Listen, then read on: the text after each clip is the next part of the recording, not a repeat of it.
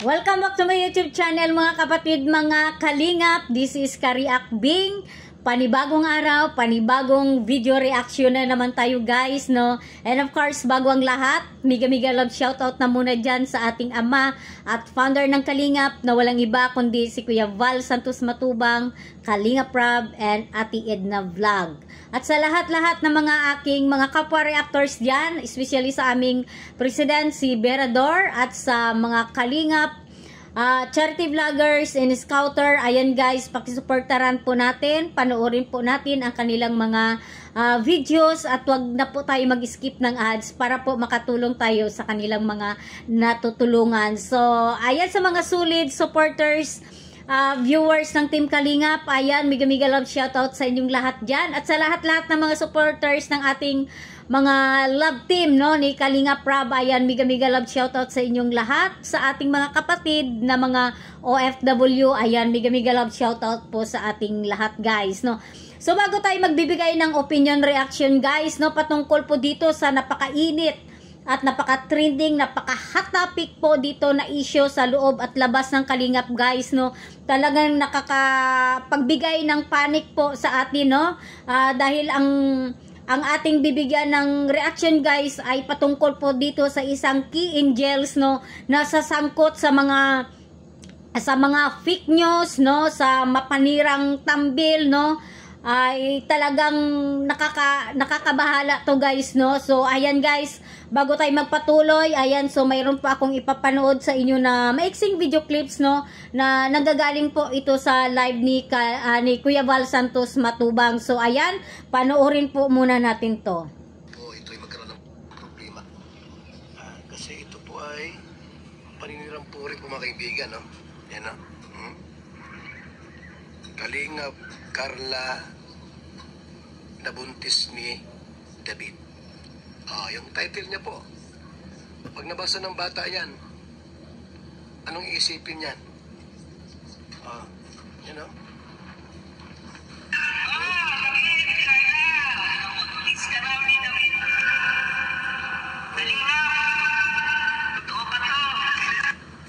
Ito po hindi po ito biro.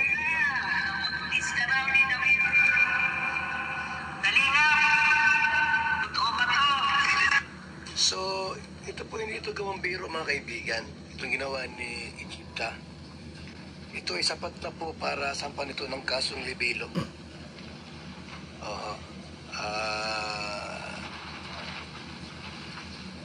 Kung yun po ang hanap niya po, sakit sa ulo, yan ang gusto niya po, sakit sa ulo, ibigay po namin yung sakit sa ulo niya. Yun ang gusto niya po, sakit sa ulo. So ayan mga kapatid, no, so yung aking tinutukoy pa dito na ating bibigyan reaction opinion, no, ang isang ka-angels na talagang binahal nating lahat, itong po si Carla guys, no, ayan, na binigyang mapanirang puri na thumbnail ni Egypta guys, no. Hindi ko alam guys, so bakit naisip to ni Egypta, no. So ayan, parang proud na proud pa siya na ipagsigawan dyan sa kanyang video, no. Ay, Kalingap! Ayan. Totoo ba? Carla, binuntis ni David, no? So talagang, ayan, no, pinagsisigawan niya talaga guys, no? So ayan, shoutout sa iyo Egypta TV, no? Saan ka naman kumuha, no, nitong itong chismis na to, itong fake news na to, no, na binuntis ni David si Carla. So paano mabuntis ni David si Carla guys, no, na wala namang relasyon, no?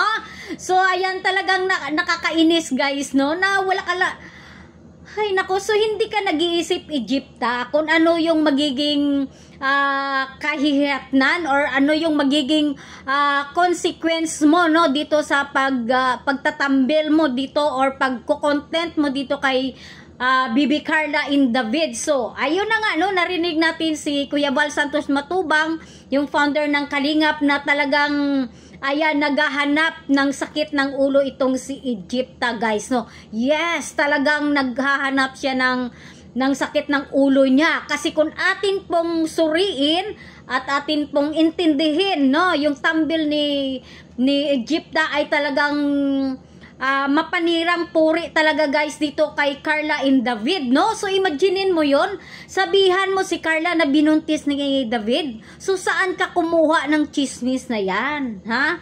So ito yung nakakatuwa guys, no? Kung sakaling no na talagang i-persige ni Kuya Val, ni Carla at ni David itong kaso dito no, patungkol dito sa panirang puri ni Egypta, no, talagang may kalalagyan ito si Egypta guys, no. Ayan, promise Egypta, may kalalagyan ka talaga nito, no. So lalong-lalo na guys, no, magsasampa si Carla ng kaso, magsasampa si David ng kaso, and of course ang Team Kalingap si Kuya Val magsasampa rin ng kaso. So ilang kaso ang kanyang kahaharapin guys, no? 3.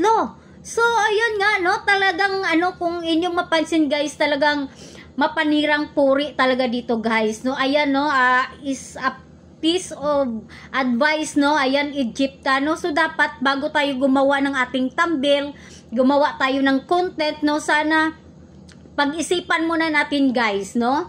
Pag-isipan muna natin, no, bago tayo gagawa ng ating video and thumbnail, no, kung hindi ba to nakakasira, no, sa ating kapwa, no. So lalong-lalo na yung bibigyan mo ng kasiraan, bibigyan mo ng fake news or fake issue itong si Carla, no, Egypta.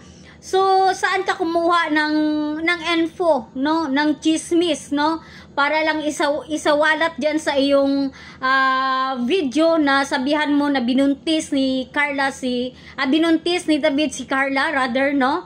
So kung ikaw, no, isipin mo nga, mabuntis ba ni David si Carla? Kung ikaw lang mismo mag-iisip, no, hindi ka pa mapa-question mark, no, yung nagpaabot sa iyo ng info, nagpaabot sa iyo ng chismis, or may katotohanan ba, no? So isipin mo, no, matagal ka ng reaction, matagal ka ng gumagawa ng content, no, isa kang content creator, no, kumbaga veterana ka na dito, pero hindi ka nag-iisip kung ano yung magiging kinalalabasan itong pinagagawa mo, no. So ayan nga, no, so sabi nga ni Kuya Val, naghahanap pa ng sakit ng ulo. Yes, talagang naghahanap pa ng sakit ng ulo. At lalong-lalo na dito, sana inisip mo, Egypta, bilang isang ina, bilang isang babae, no, yung mga pinagsasabi mo dyan, no, kung sa'yo yung gawin, no, kung gawin sa'yo or gawin sa iyong anak, sa iyong mga kamag-anak, nagagawa ng issue na ganito na fake, so ano yung iyong maramdaman? Bilang isang babae na lang, no, nagawan mo ng issue ang batang to na wala namang kinalaman dyan kung ano yung pinaglalaban mo dyan sa iyong video, kung sino yung kinokontent mo. Bakit kailangan isali mo pa si Carla, no, nananahimik yung bata, no?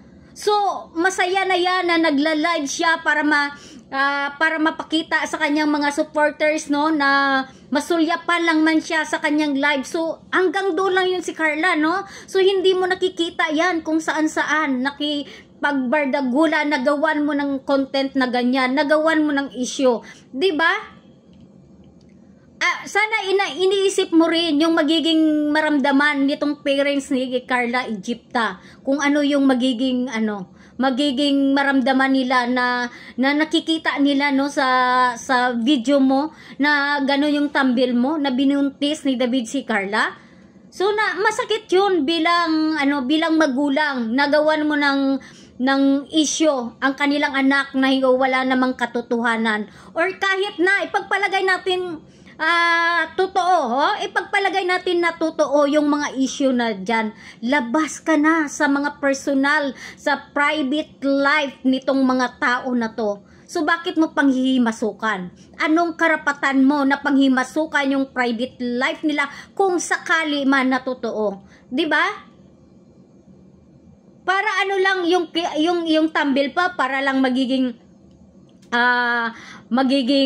matakaw sa mata ng mga viewers, para puntahan yung iyong upload video para panoorin. Siyempre makukuryos sila guys, no, kung may katotohanan ba itong thumbnail ni Egypta.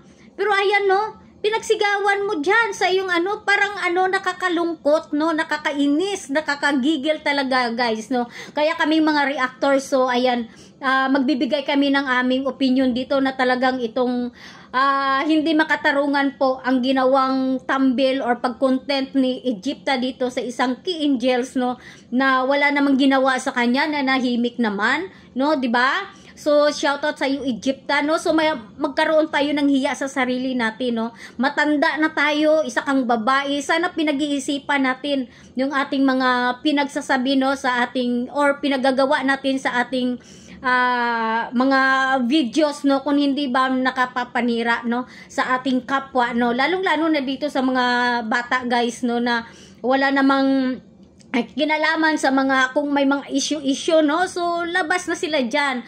So, at lalong-lalo na, no? Na nakikigamit lang kayo, no? Sa property. Baga, property, property ng Kalingap, no? Itong mga Key Angels, mga, ayan, mga beneficiaries ng Key Angels. So sana kung magbigay kayo ng reaction, sana in a good way naman, no? So, wag yung mga mapanirang puri, no? So, tingnan mo. So, ano yung magiging consequence mo nito, no? Sa iyong pagtatambil dito kay Carla and kay David, no? So, talaga, no? So, kailangan siguro, ayan, tanggapin mo dahil ikay nagkakamali, no? So, kung, or panindigan mo talaga yan, yung siniwalat dyan na binuntis ni Carla si David, no? So, ayan. So, mahabang usapin to, guys, no? Kasi, siyempre, hahanapin kung saan nagmula itong chismis na to. At bakit na ipalabas ni Egypta itong usapin na binuntis ni David si Carla, guys, no? So, lahat, no, mananagot dito, guys. Lahat mananagot, no? So, ayan. So, maganda-handa ka na, Egypta, no? So, ayan. So, magiging aral sana sa atin to na mga reactors, guys, no? So, wag lang natin isipin dito na makahakot views tayo, no? Para magkaroon tayo ng revenue dito sa, sa YouTube, no? So, wag tayong maging makasarili, no? So, wag natin isipin yung ating kikitain sa YouTube, guys, no? Pagdating ng bigayan ng revenue, so kailangan makasahod tayo. So, wag natin isipin, guys. Isipin din natin yung reputasyon, no?